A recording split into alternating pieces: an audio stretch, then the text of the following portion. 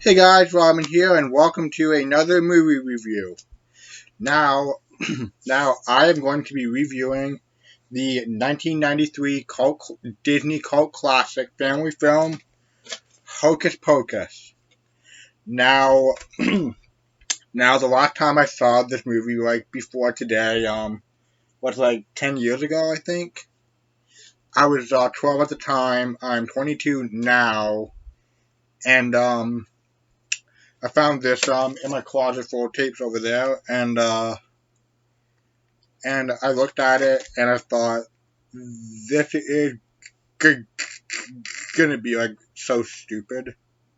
Well, I thought that it looked incredibly stupid, and that it'd just be another case of my childhood mind not knowing what a bad movie was and thinking every movie was good.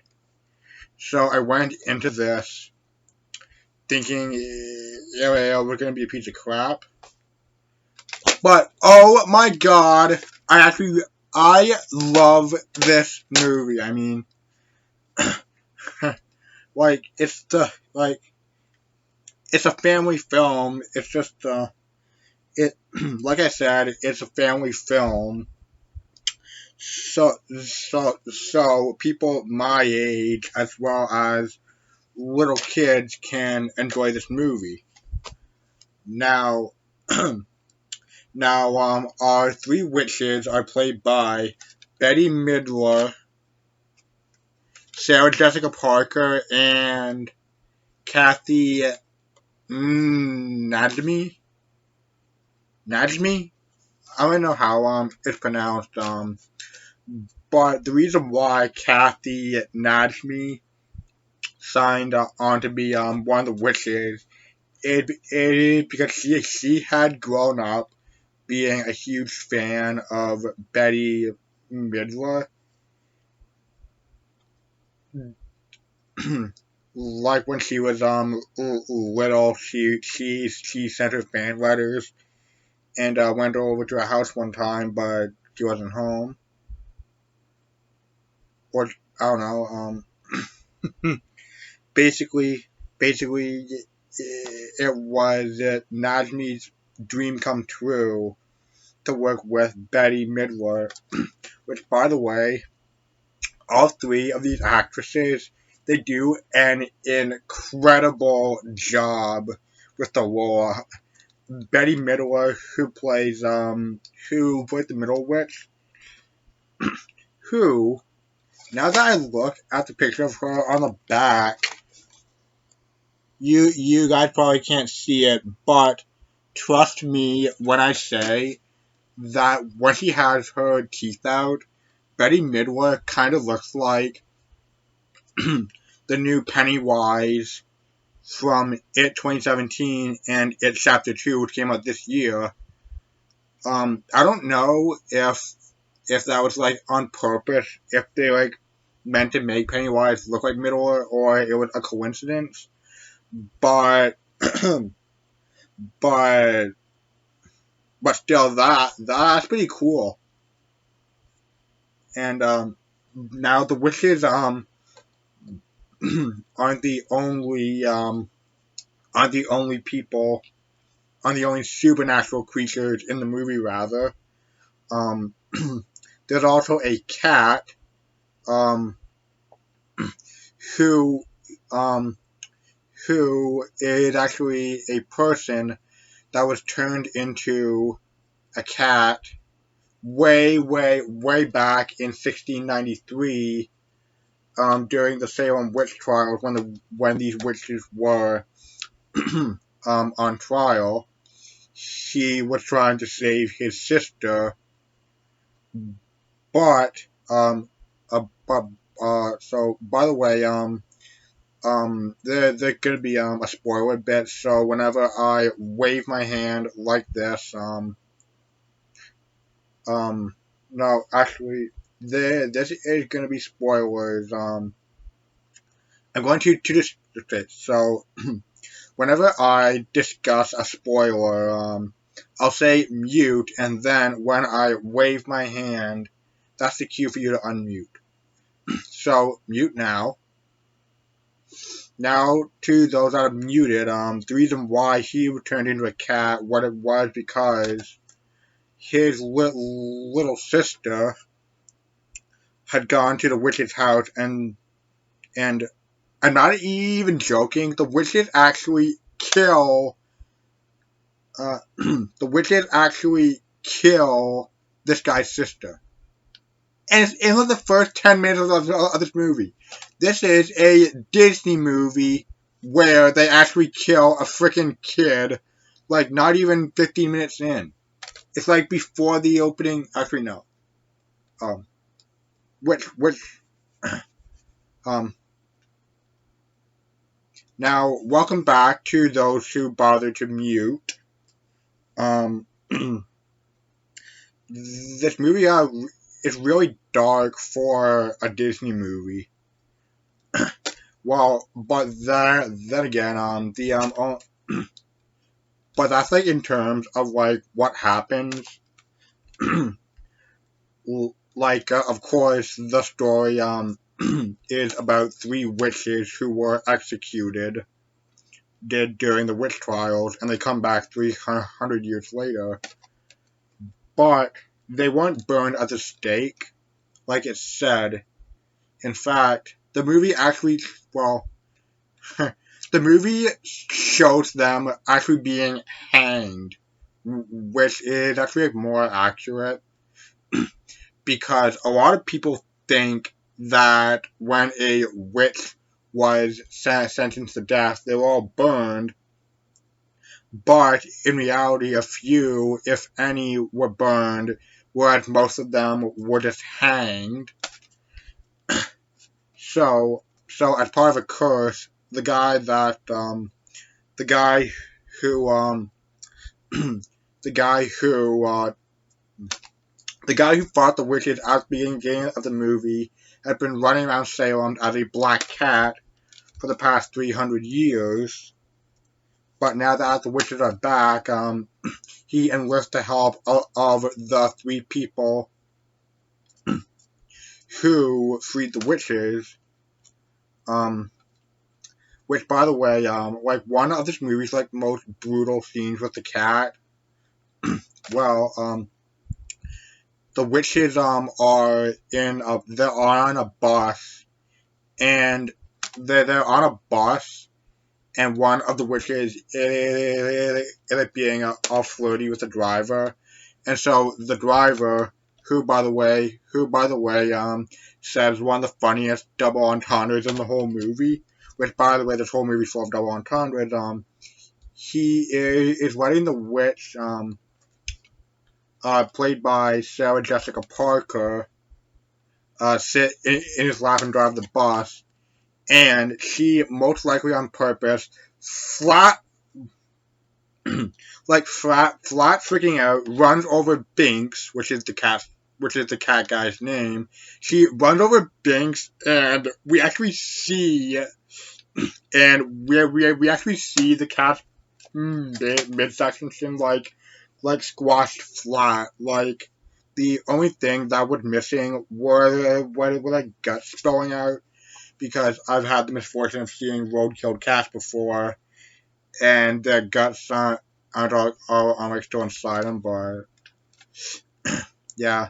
But the cat like heals, like it's crazy, like,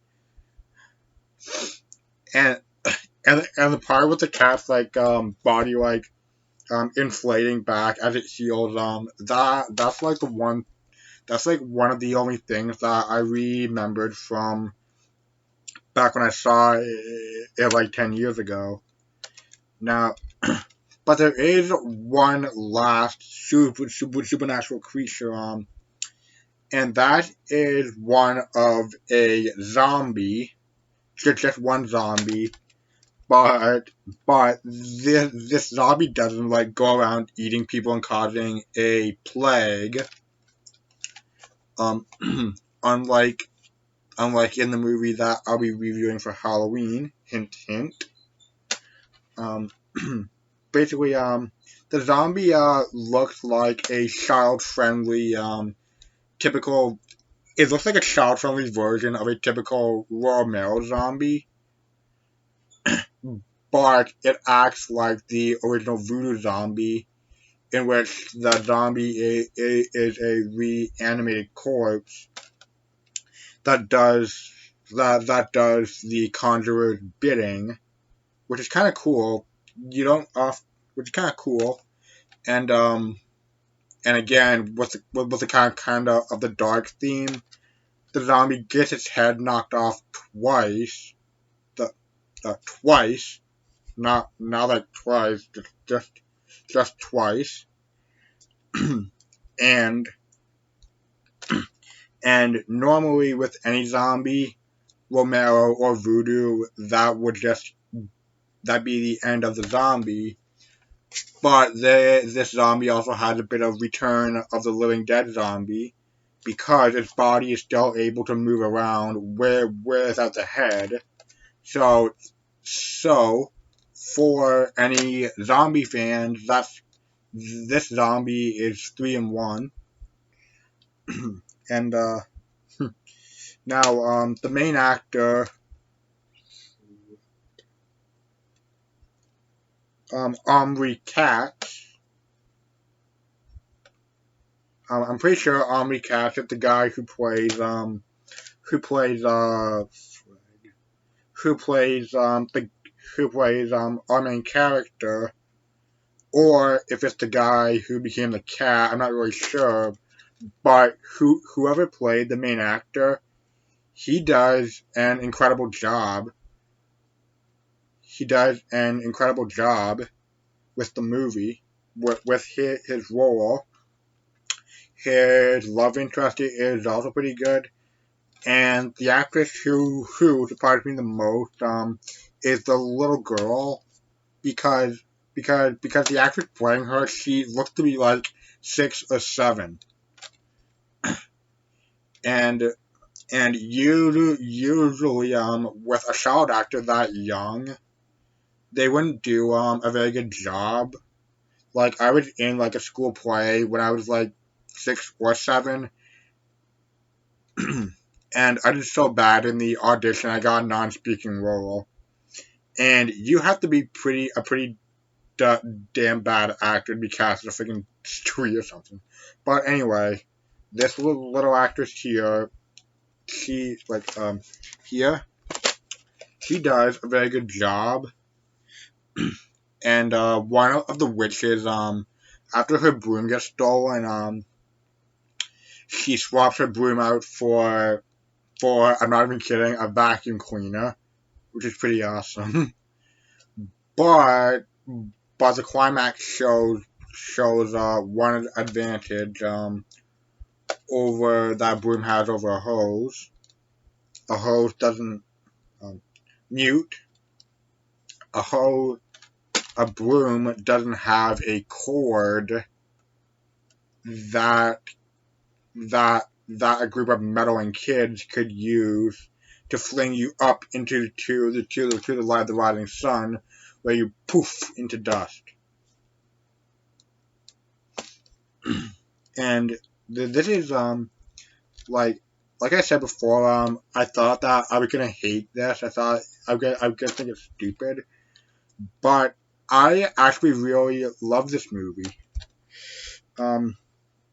But one thing that I didn't really like was that the bullies who bully this guy later who bully this guy early in the film, they force him to give them his shoes.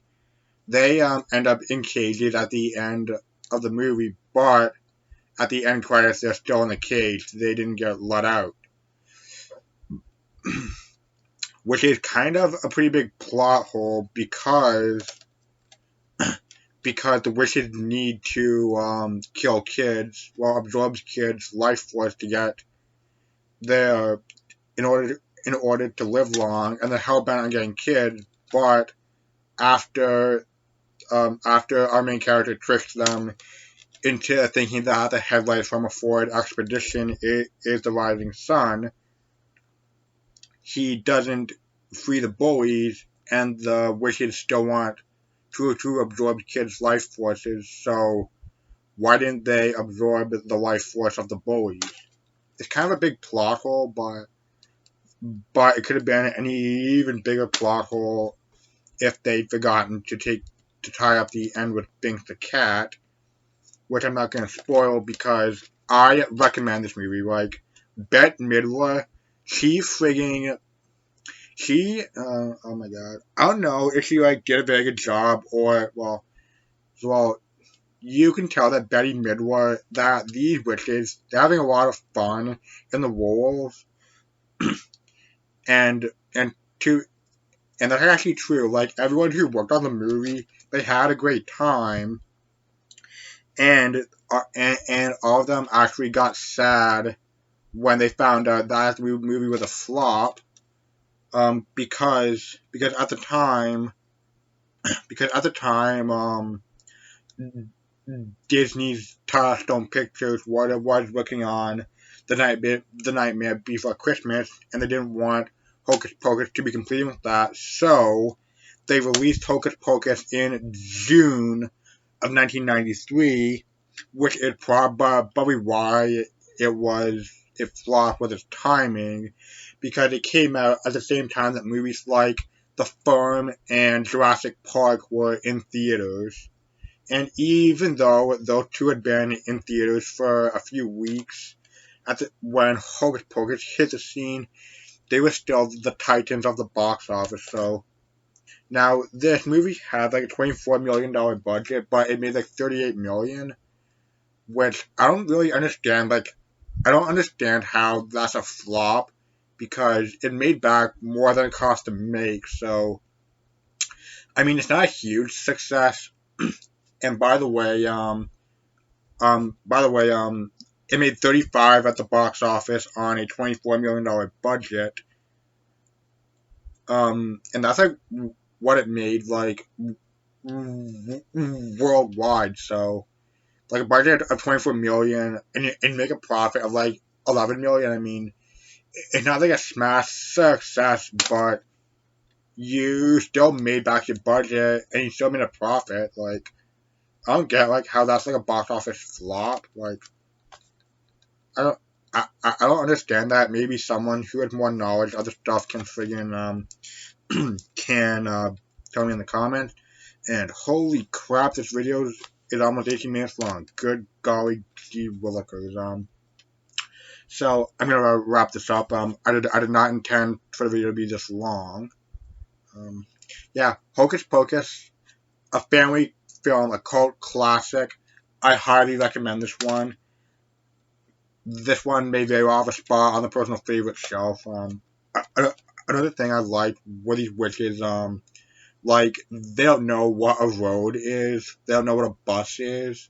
So that was pretty cool as a culture shock. Well, so yes, I highly recommend this movie. Check it out if you can find it.